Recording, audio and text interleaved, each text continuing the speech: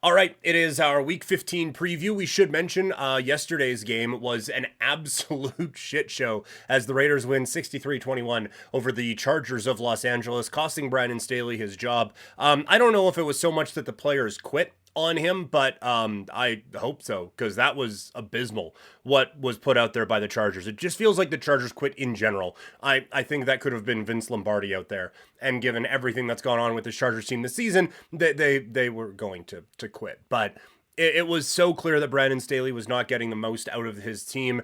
Some would suggest the least out of what was there from a talent standpoint. General manager gets fired as well, so a completely new direction is required out in Los Angeles. And look, like the Kellen Moore addition, I thought that was going to be a big one, and it wasn't. So that's like it's just they've thrown a lot of stuff at the wall recently, and not a lot of it has clicked. So this is going to be a really interesting next hire and a crucial next hire for the Chargers, who basically play 17 road games a year because they are the second team in LA. And basically every fan base just travels to LA to watch the games against the Chargers, and their own home fans aren't there.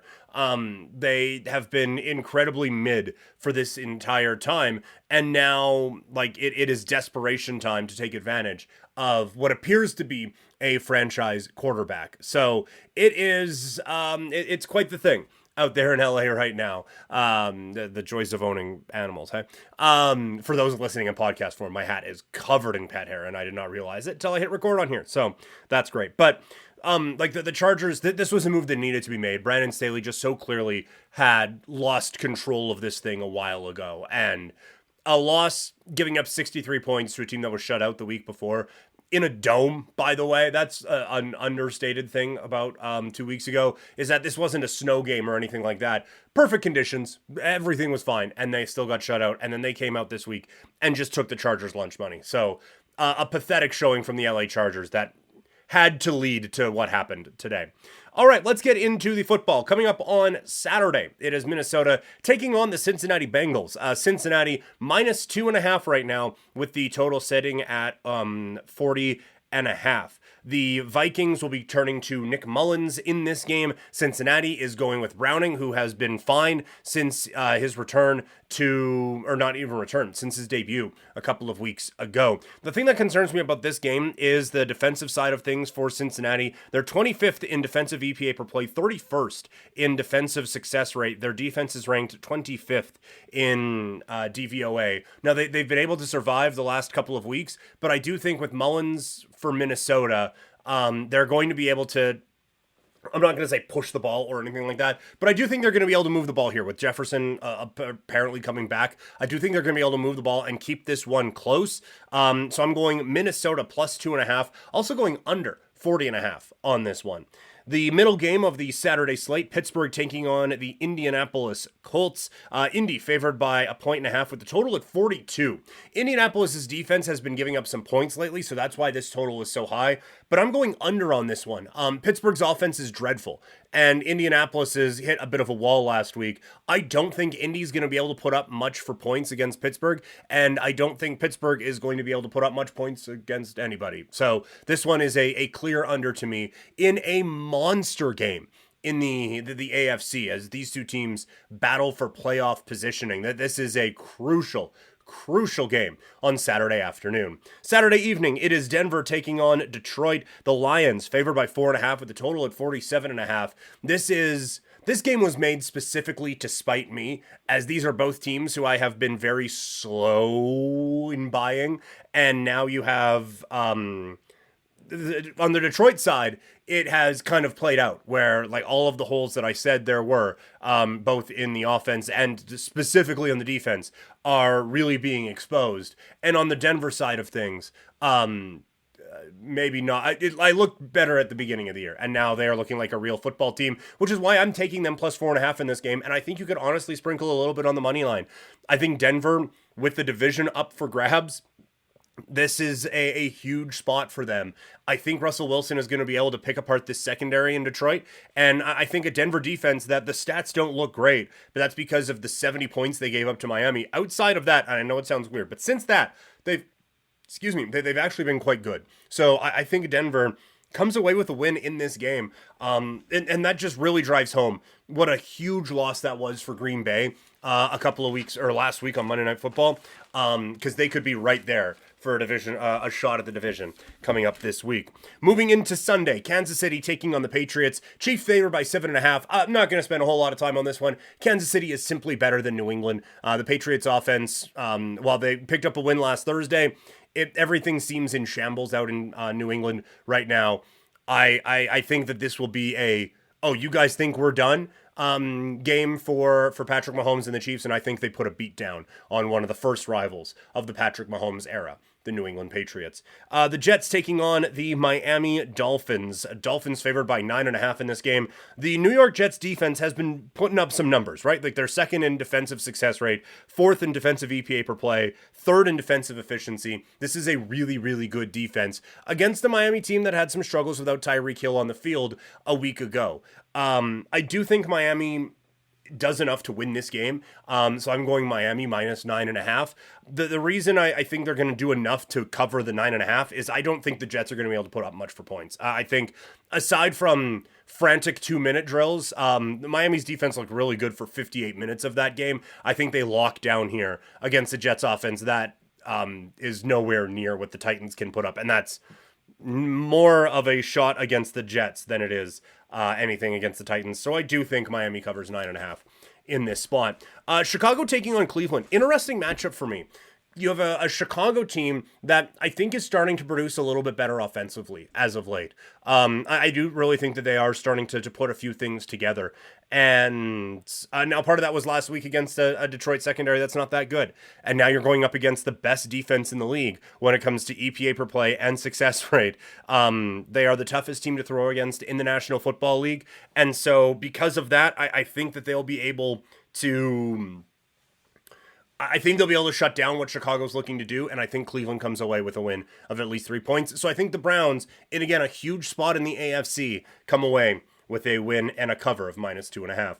Houston taking on Tennessee. I like the Titans in this spot. They are 3-point favorites in this game with a total at 37.5. I just feel like Houston is... I just feel like Houston doesn't have the defense right now. And with all the issues with CJ Stroud, he's apparently doubtful for this game. I think they're going to be able to come away with a victory here, Tennessee. Houston's offense looked really bad. The injuries are mounting with what's going on at receiver. And then on the defensive side, they're 17th in EPA per play. Tennessee's actually been able to move the ball a little bit as of late. So I think the Titans win this one minus 3. I do think it probably hits the under at 37.5. The Giants taking on the New Orleans Saints. New Orleans favored by 5.5 points. I think the New Orleans defense is the big one here. We're all very thrilled about Tommy DeVito and the Tommy Cutlets and all of that. The New Orleans defense is not Green Bay's defense. New Orleans defense is 7th in defensive EPA and 4th in defensive success rate. I think one of the big things that Tommy DeVito needs is that success rate of being able first down, pick up 5 yards. Second down, let's pick up another couple, and then it's third and manageable, and we're able to move it. What does he do when it's 3rd and 8, 3rd and 9, going up against this Saints defense?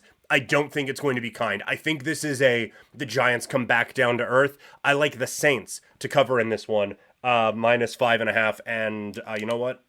Didn't add it before, but will now. We will add that as one of our plays for the week. New Orleans, minus 5.5 against the New York Football Giants. Moving on, it is the Atlanta Falcons taking on the Carolina Panthers. This game will probably be ugly again, as all of Atlanta's games have been this year, and as all of Carolina's games have been this year.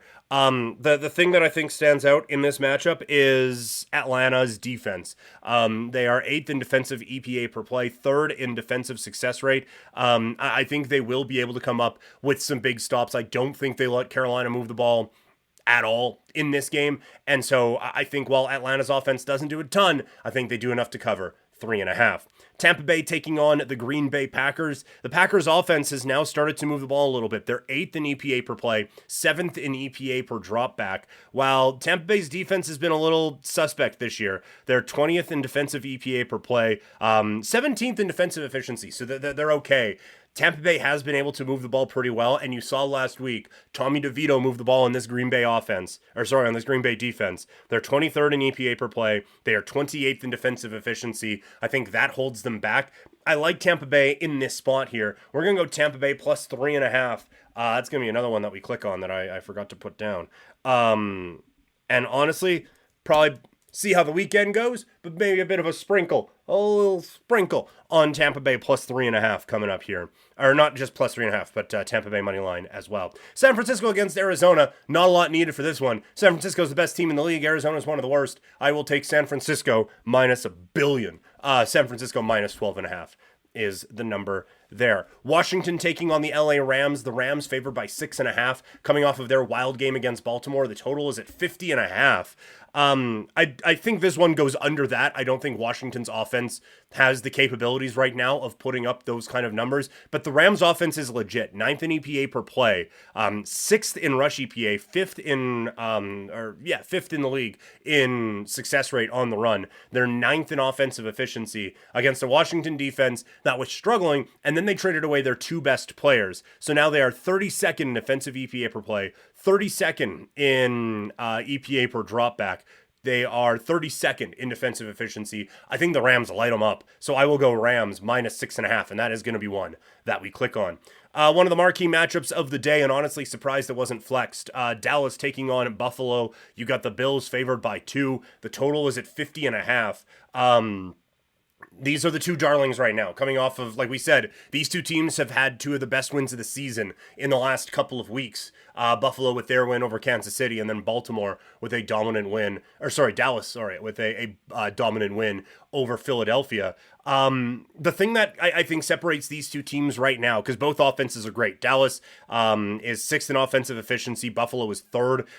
Dallas is 2nd in EPA per play. Buffalo is 4th. I think the big separator in this game, Dallas's defense is 3rd in defensive EPA per play. They are 5th in defensive efficiency, while Buffalo is 15th in defensive EPA per play, 24th in defensive dropback success rate. So I think I think Dallas is going to be able to keep moving the ball up the field and kind of matriculating, as they like to call it. I just think that is the big separator in this game. It's going to be a fun one, but my play here is Dallas on the money line plus 110. I think they win this game straight up in Buffalo. And then we'll be waiting all day for Sunday night as it's Baltimore taking on Jacksonville. The Ravens favored by 3 points. The Jags have had a bit of a speed wobble lately, and they're just kind of there. Again, it's the defense more than the offense this year for Jacksonville. That's something we've been talking about with these stats for the last little bit. The Jacksonville defense is 8th in defensive efficiency, but Baltimore's offense has been amazing. They're 2nd in the league in DVOA, 5th in offense, 2nd in defense. I just think the Ravens are a more complete team right now, and one of the things that is really concerning is really interesting, is you have a Jacksonville defense that is 2nd in the league in defensive rush success rate, going up against the the top team in the league in running success rate in Baltimore. So it's strength on strength. It's going to be a blast. I can't wait to see this one on Sunday night. But give me Baltimore minus 3. Those are the NFL picks for the upcoming Sunday of football.